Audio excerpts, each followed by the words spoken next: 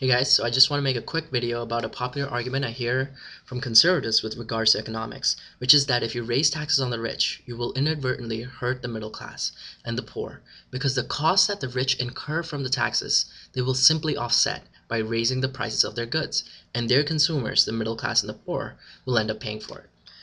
Now, in an economy where people are already struggling, this will only serve to worsen it. Now, that's a conservative argument. Now, before I proceed any further, I just want to make a disclaimer that I am not an economist and have not taken any college level courses on the subject. I do try my best to be informed, but I am always willing to change my mind if proper evidence is presented. I believe this is true for any subject, and I believe it is fair for a novice to have an opinion on a subject. However, he should be willing to change his mind when sufficient evidence is provided. I believe and I hope I can hold myself up to this standard. Now back to the argument. Let's break it down a bit. This argument is one of causality. That is, if X happens, it will necessarily cause Y. If we raise taxes on the rich, it will necessarily cause an economic downturn. Now what this requires is, at minimum, a correlation between increased taxes and poor economic conditions. So every time taxes go up, we must necessarily have an economic downturn. This is the evidence I require from you for this point to be proven. The burden of proof is on you. For my side, however, all I need to do is show that there's no correlation between economic growth and increased taxes on the rich. So for Exhibit A is Clinton. He raised income taxes on the rich to 40%, which is 4% above the level that is today. What resulted was an unprecedented economic boom. This is of no doubt to anyone. Clinton raised taxes on the rich, we had an economic boom. This is sufficient for me. This is because I don't need to prove that raising taxes on the rich improves the economy directly. I have the stimulus and other economic proposals for that point. For this point, all I need to do is break down your argument by showing that there's no correlation between taxes and economy. That is, even if the economy hadn't improved after Clinton raised taxes, that would be all right for me.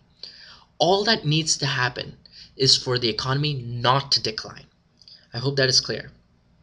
In fact, to be honest, I'm a bit skeptical of some liberal arguments that raising taxes on the rich directly improves the economy based on this particular evidence of Clinton's presidency. Because the thing is, correlation does not necessarily mean causation. Maybe Clinton did something else that improved the economy and taxes had nothing to do with it. And maybe it was just a coincidence. Who knows? And frankly, for this particular argument, I don't care. However, because I hold myself up to this standard, I will hold the conservative side up to this standard as well. Simply finding a particular episode where taxes go up and the economy declines is not sufficient to prove this argument, because correlation does not necessarily mean causation. However, simply finding one or two episodes in which your point is proven, where taxes go up and the economy declines, is not sufficient to prove a correlation. This is because when you have a state of no correlation, you can have some episodes where the economy sometimes goes up, and some episodes where it goes down, and some episodes where there's no change. So one or two instances is not sufficient to prove a correlation. You need to have a consistent and sustained number of instances to prove a correlation. And even then, that is not enough. That is simply a start. It is a start to a bare minimum of some evidence. I believe this is a fair burden to put on the conservative side, because the argument is yours. This is your argument to make. The evidence is yours to provide. So the burden of proof will be on you. Now, I haven't even seen this start of an evidence. I haven't even seen this bare minimum of a simple correlation. On the contrary, I have an article which compares GDP growth to income taxes on the top bracket since 1930, and you will see absolutely no correlation between the two. One interesting thing to note: look at the tax rates for the rich during the economic boom times of the post-World War II period. It was at 90%. That was still not enough for an economic downturn. Now, I'm not even advocating 90% income taxes on the rich. Like most Democrats and Obama, I'm simply asking for it to reach Clinton levels of just 4% more. Just 40%. So anyway, that is my argument. Now I'm going to explain why my argument works.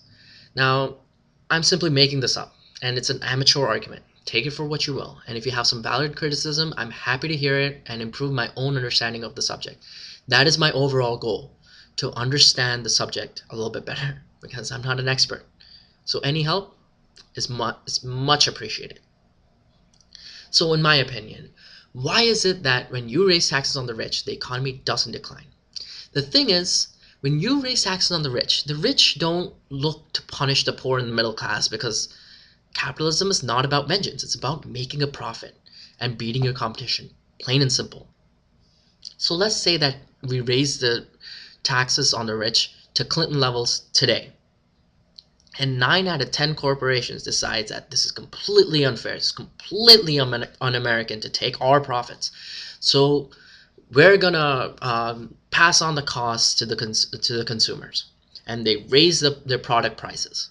Well, 9 out of 10 corporations did it, but let's say one corporation, one guy, decides, hey, if I can absorb these costs, a measly 4% increase on my income tax, and keep the product cost the same, well, my product is going to be cheaper, and thus it's going to be more competitive in comparison to the others who just raised their prices.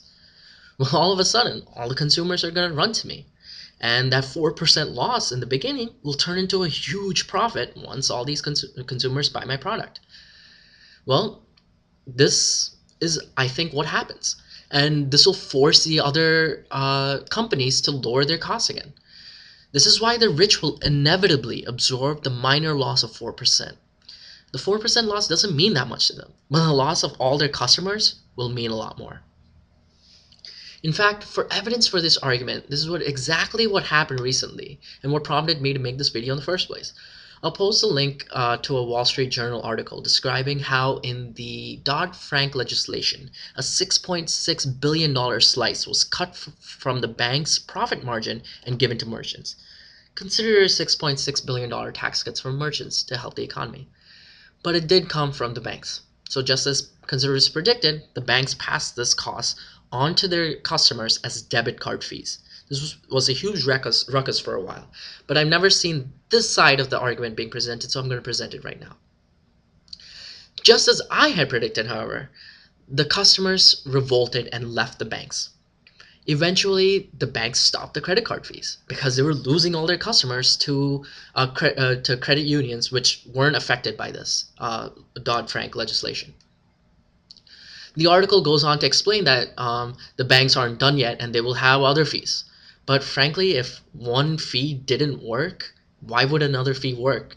It doesn't make any sense. If customers don't like some product price being raised, why would they like another product price being raised? So I'm predicting, just as before, these fees will end as well, and they'll lose a lot more customers in the process. The banks are showing that they don't understand how capitalism works. They're simply throwing away their customers to smaller companies unaffected by the government law.